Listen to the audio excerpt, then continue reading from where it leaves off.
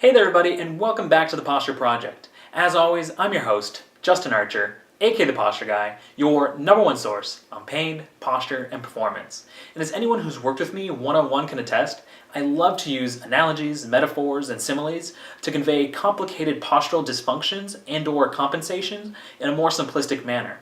Case in point, today's topic, which is how herniated discs are like peanut butter and jelly sandwiches.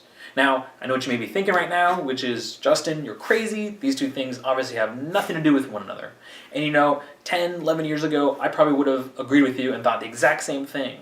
But then, over the years of seeing clients come to me with herniated disc and the pains that are associated with them and helping them get relief and ultimately eliminate their pain, I soon realized, it dawned on me that the conditions that are needed to be present in the body for a disc to herniate are very similar to the conditions needed on a peanut butter and jelly sandwich for the jelly to protrude, bulge, or I guess you would use the word herniate, out of the sides of the sandwich.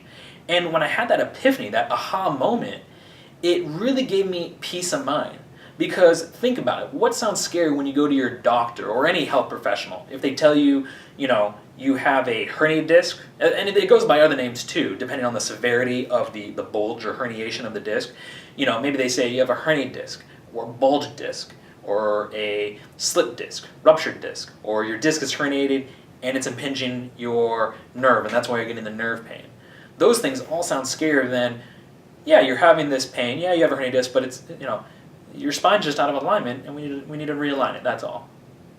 Obviously the latter sounds a lot less scarier.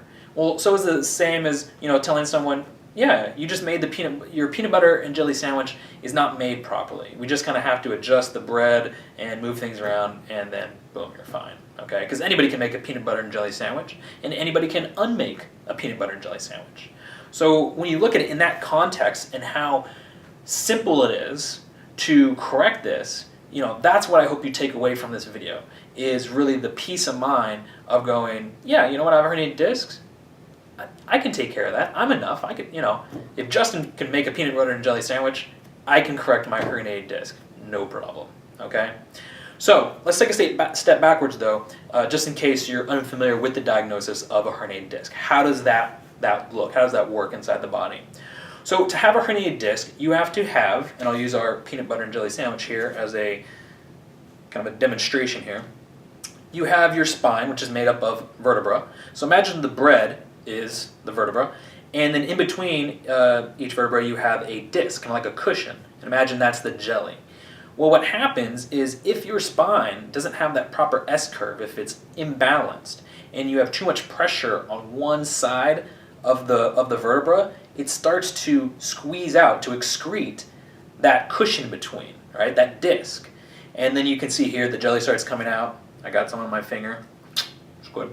That the jelly starts to come out. Well, it's the same thing in your body, except it's the disc that comes out. And like I said, they'll name that either protruding disc, herniated disc. Obviously, the worst case scenario is it protrudes out or herniates out so much that then the disc actually ruptures, and it is kind of like jelly in there that starts to ooze and secrete out, okay? But I'll let you know a little secret here. Discs are designed to, not that they're meant to, but they're designed to herniate, and they're designed to go back in as well, okay? Our spine is like a giant circuit breaker. So if we herniate a disc, it causes us a significant amount of pain that we stop moving the way we do, and then allow our body time to heal for the disc to slip back in, and then we can go about our day-to-day activities like we did before the herniated disc, all right? But the problem is what if there's never enough room for the disc to go back in? Then you chronically have this herniated disc causing you pain.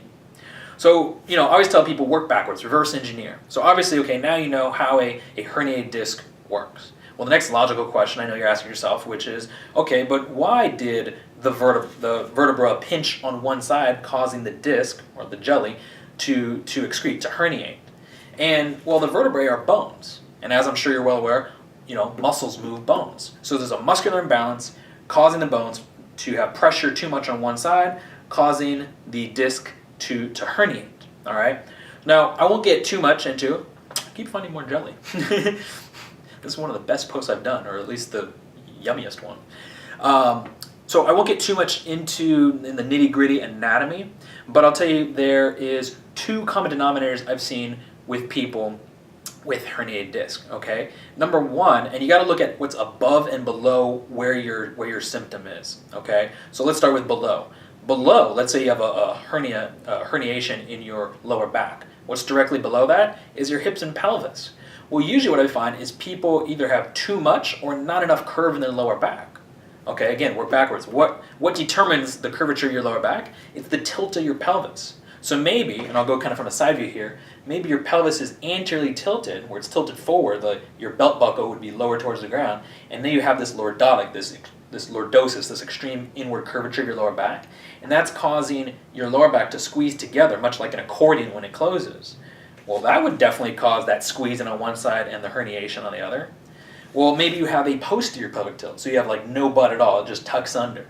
Okay, well that'll cause on the other side the pinching on one side and the herniation or the disc to herniate the other direction. Okay, so that's numero uno there, the pelvic tilt. We got to make sure it's neutral. Ideally, you want the front and back of the pelvis even with anywhere from a 1 to 5 degree pelvic tilt. Okay, now let's look above the spine. Well, what's above the spine? The upper back, or we'll use the lower back herniation for the example of this video. So what's above the lower back? The upper back, as well as the whole shoulder girdle. Okay. Now, usually what I find is that in this area, they're too kyphotic. So their upper back is like this, and their shoulders are rounded forward. Well, what the hell does that have to do with the lower back? Well, your spine is one bone. It's a segmented bone made up of the vertebrae, of segments, but it's much like a whip. You can't whip one part of a whip without it affecting the rest of the whip, okay? So if your upper back is rounded forward, it's going to change the curvature of your lower back. There's 4 degrees of movement in between each vertebrae. So if you take away 1 or 2 degrees from each vertebrae, it's going to have to be made up somewhere along the lines, and it can be made up in that lower back, where now, instead of 4 degrees, that lower back's trying to pivot, maybe 5, 6, or 7 degrees, and there's more of that pinching, creating more of a herniation. All right, so that's the second cause. Those are the 2 biggies to look out for, is the pelvic tilt and the upper back and shoulder position. So what I've done to help take care of these things is I put together an exercise routine, which you can find below this video. And I believe it's 8 exercises in there. I'm pretty sure I'm right, 8 exercises. And what they're going to do is help put your pelvis in a neutral position, as well as bring your upper back and shoulders back into position, so that all your load-bearing joints, your shoulders, your hips, your knees, and your ankles are vertically aligned, and you have a nice gradual S-curve in your spine. So thereby making room between your vertebrae for the disc to slip back in, and then you're pain-free, okay? Just like making room, if I keep squeezing down on this peanut butter and jelly sandwich, there's not going to be room for the jelly to go back in. But if I lift it up and make some room, now the jelly can start to seep back in towards the center of the sandwich, all right? So hopefully that makes sense and makes it very simple for you to deal with. If you do have any questions, please, leave a message in the comment section below. You can call me, email me, Facebook, Twitter, Messenger Bird, whatever, all right? Anyways, thank you for joining me inside this video. I look forward to seeing you inside the next one. Until then, take care and keep moving.